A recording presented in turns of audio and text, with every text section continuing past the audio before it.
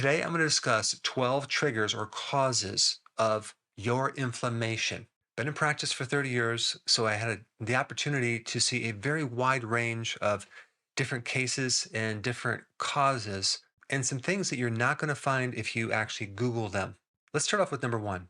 If you have any inflammation on the right side of your body, okay, I don't care if it's fibromyalgia or shoulder pain or a headache on the right side, or anything down in the lower part of your body as well, suspect something related to the gallbladder. And it could be just the bile ducts themselves being congested with what's called bile sludge, which a lot of people don't even know about that. They think automatically you have to have a gallstone, but not necessarily. There could be some sludge, which is really the stage before a gallstone develops. You start having this super concentrated amount of cholesterol because there's not enough bile salts. And so it becomes thickened and it starts to plug up those little ducts. And oh my goodness, does that create a lot of tension and pressure underneath your right rib cage that can then trigger a nerve that goes up to your neck and cause referred pain anywhere up here on your trap and your back part that comes down your arm. Think something related to the gallbladder or the bile ducts. There's a couple quick ways to know if you have that. Just start massaging underneath your right rib cage, about an inch down, about an inch off the midline to the right. Start pressing in the area. It's usually going to be congested. You hold the pressure for maybe a minute or two and see if that pain doesn't just go away. Another good remedy for that would be something called TUDCA, which is a type of bile salt that you would take on an empty stomach. I would take 2 in the morning, 2 in the afternoon. And if it's really bad, you might even need some other types of bile salt right after the meal. That will thin the bile, okay, allow things to pass through easily, and you should feel relief on your right side. And ultimately, you need to change your diet, which I'm going to get to at the end of this video. So believe it or not, that is a really common reason why people have pain on the right side, and sometimes on the left side too, because it can also block the ducts that go into the pancreas and refer pain to the left shoulder as well. Number two, a vitamin D deficiency. When you're deficient in D, most likely you're going to have low back pain, but it could be any type of pain anywhere in the body. And a simple remedy is to increase the amount of vitamin D3 up to 50,000 IUs every day. So many people are deficient in vitamin D and they don't know it's that. They think they're getting enough sun. You have to get a lot of sun and expose a lot of your body to the sun to be able to get your vitamin D. And people don't do that. And they also don't realize that it's very difficult to get enough vitamin D from the diet. All right, the next reason is because they've been through some stress shock situation. And I'm talking about a severe loss of something. It can also be a chronic stress as well, mental stress. But the point is that stress activates cortisol and it can shock the immune system if it's a sudden thing or if it's a chronic thing, to the point where your immune system is not working anymore. And so stress and the hormone cortisol that actually is related to stress, not only are you losing the defense of your immune system, but you're also losing the anti-inflammatory effect. Cortisol normally gets rid of inflammation. So if you had a lot of stress, maybe you might think, wow, I'm getting more cortisol, so I'm getting more anti-inflammatories, but that's not what happens.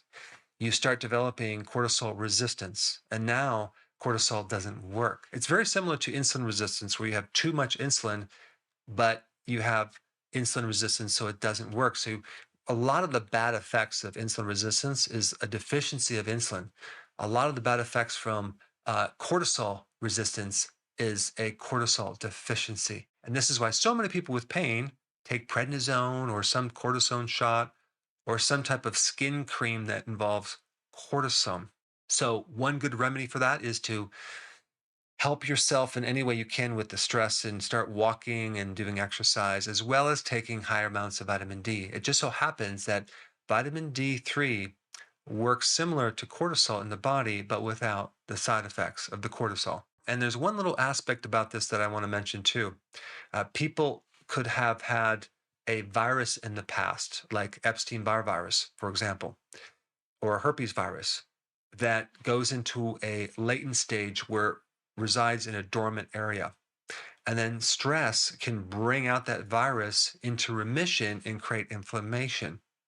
And usually along with that, you'll have chronic fatigue or fibromyalgia. So that is all caused initially from some type of stress event, in which case you need to deal with the stress and also take the vitamin D3. All right, the next is certain ingredients in restaurant foods. And you might not suspect this because maybe you go out to dinner quite frequently, but you don't know what you're getting when you're going to a restaurant. Many of the restaurants, especially the fast food restaurants, are serving deep fried things in oil that have been reused over and over and over for weeks, if not months. So you're getting something that is fried in some corn oil or soy oil or other oils that is probably going to be left on the food in some way, and it's going to irritate your body, especially your digestive system.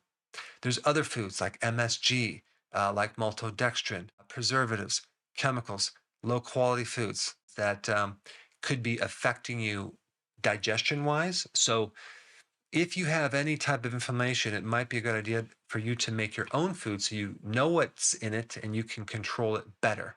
But a lot of those oils could be also trans fats or hydrogenated oils or omega-6 oils, which are the soy, corn, canola, cottonseed oil. All of that can be inflammatory. The next thing is the three big things that I think are in most people's diet. In fact, if you don't believe me, just go through a grocery store and start counting up how many of these ingredients are in so many foods. Okay. And we're talking about sugar, we're talking about grains, and we're talking about the gluten in the grain. And then we're also talking about seed oils, which I've already mentioned in restaurant foods. They're in grocery store foods. In fact, if you just go look at the inside of that grocery store, there's roughly about 83% of all those calories, okay, in the entire grocery store as defined as ultra processed foods. And some are more of the starches, the potatoes, the crackers, the corn, chips, and things like that, but deep fried with those seed oils. But on the flip side, you also have these so-called healthy keto snacks that can irritate and cause inflammation too. A lot of them have sugar alcohols that can create bloating and irritation to your gut. A lot of them have these new functional fibers, soluble corn fibers, soluble tapioca fibers. These are synthetic fibers that can irritate your gut. They haven't been around for a long time, and I know they bloat a lot of people. So just because something has this word keto on it doesn't make it a super healthy thing. And it could be the reason why you have inflammation. All right. And something else that can actually cause inflammation is visceral fat. So the more you do what I'm going to recommend coming up very shortly, the less fat you're going to have on your liver. In fact, there's a way that you can get rid of 50% of the fat just with this certain thing I'm going to tell you. So stay tuned for that. High iron is another cause of inflammation. If you have a genetic problem where you tend to hold iron, you can't get rid of iron, and you're doing a lot of red meat, or iron supplements or other foods high in iron like liver, that can create a lot of pain and problem with your liver. It's rare, but it can happen. But for most people, red meat is totally fine as long as it's like grass fed. And then we have alcohol, not just as hard liquor, but you have wine, beer, and other types of mixed drinks. You have food allergies, okay? You have dairy, gluten, you have allergies to peanuts, but you also have food intolerances like lactose, milk sugar. Another one is frequent eating. And so if you eat very frequently, you're going to get a lot of bloating, and that's going to create a lot of distension, and it's going to create stress on your digestive system.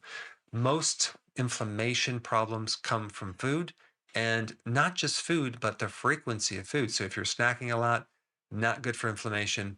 And this is why intermittent fasting is a potent way to decrease inflammation as well. And lastly, you may have a problem with just vegetables or things in vegetables like oxalates or lectins or things like that. So if you have gut inflammation, okay, you need to try something new. You need to try just cutting out all plants and, of course, the beans and legumes as well.